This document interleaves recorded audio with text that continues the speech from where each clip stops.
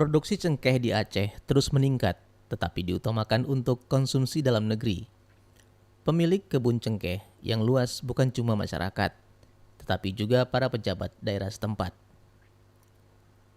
Pada saat kabar ganja belum lagi ada lanjutannya, Tempo 10 Agustus 1974, Aceh hari ini dilanda semacam keranjengan baru, tepatnya menyangkut satu kebanggaan, khususnya di Banda Aceh, yaitu memiliki kebun cengkeh.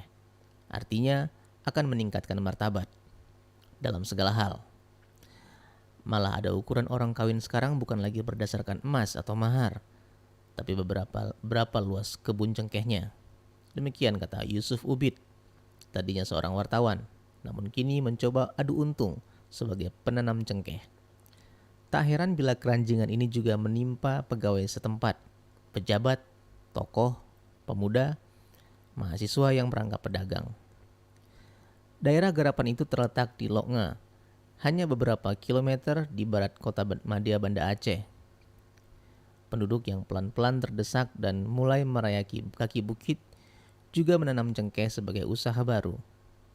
Namun, umumnya tak panjang. Selang setahun biasanya kebun itu dilego kepada orang kota yang gandrung kebun cengkeh. Akan tetapi akan halnya penduduk itu sendiri dengan berat hati menggeser dari kian ke pedalaman.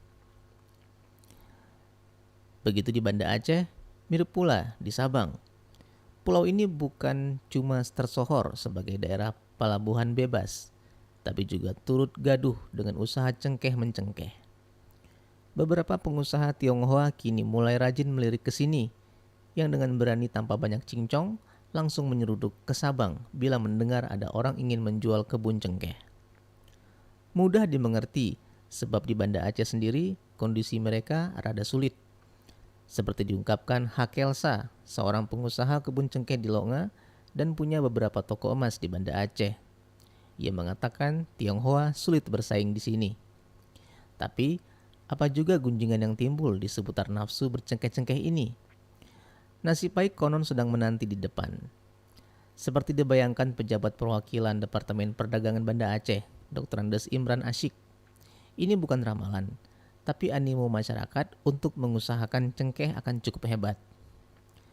Masa depan cengkeh yang asik ini menurutnya memang belum sampai untuk ekspor, masih konsultasi lokal. Kata pejabat perwakilan Departemen Perdagangan Banda Aceh ini, hasil cengkeh Aceh ini biasanya dialirkan ke Jawa. Tak dijelaskannya apakah bila setia orang menanam cengkeh, lantas dijamin harganya akan tetap baik. Hanya disinggungnya, ada juga cengkeh Aceh yang mengalir ke Singapura, namun masuk kembali ke Indonesia dengan nama lain, misalnya cengkeh Zanzibar. Keadaan begini, jika benar, mirip dengan pengalaman buah tengkawang di Kalimantan Barat.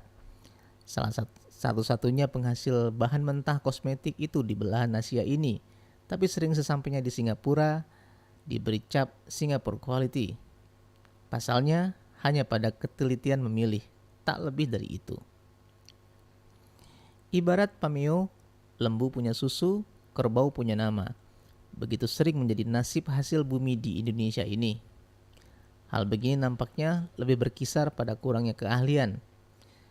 Tapi lain lagi yang dikeluhkan Insinyur Alauddin Cut. Kepala Dinas Perkebunan Rakyat Provinsi Aceh ini malah terang-terangan menuding. Sudah sejak tahun 20-an Aceh menghasilkan cengkeh seperti Aceh Barat dan Aceh Selatan plus Pulau Simelu. Tapi cengkeh itu mengalir ke Sumatera Barat melalui Teluk Bayur, katanya. Sehingga 2/3 hasil tersebut nyaris tak dikenal sebagai keluaran Aceh. Ada 600 ton per tahun cengkeh Simelu yang keluar lewat Padang. Orang menyangka cengkeh itu dari Sumatera Barat. Demikian Alauddin menggerutu. Tapi Sumatera Barat tentu tak sendirinya perlu dituding sebagai kerbau yang dapat nama. Ada pasalnya seperti diakui Alauddin. Seperti alat perhubungan laut lebih dekat ke sana ketimbang daerah pesisir timur Aceh. Apa boleh buat? Sementara pohon cengkeh Aceh terkenal mengidap penyakit yang namanya dikaitkan pula dengan Sumatera Barat, yaitu penyakit Sumatera Barat. Tapi penyakit ini bukan satu-satunya musabab yang membawa mudarat bagi cengkeh di Aceh.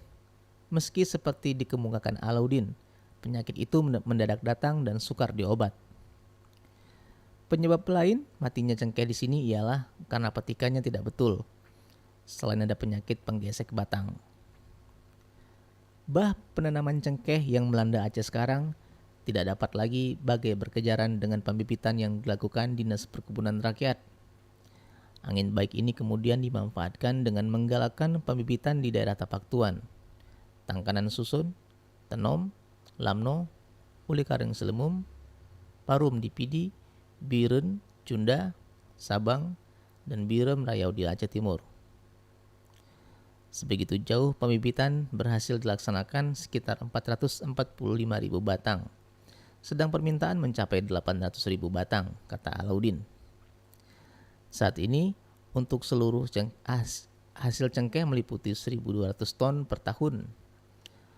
Perkara ketertinggalan dinas yang mengurus perkebunan rakyat itu, menurut insinyur tersebut, terutama menyangkut soal biaya.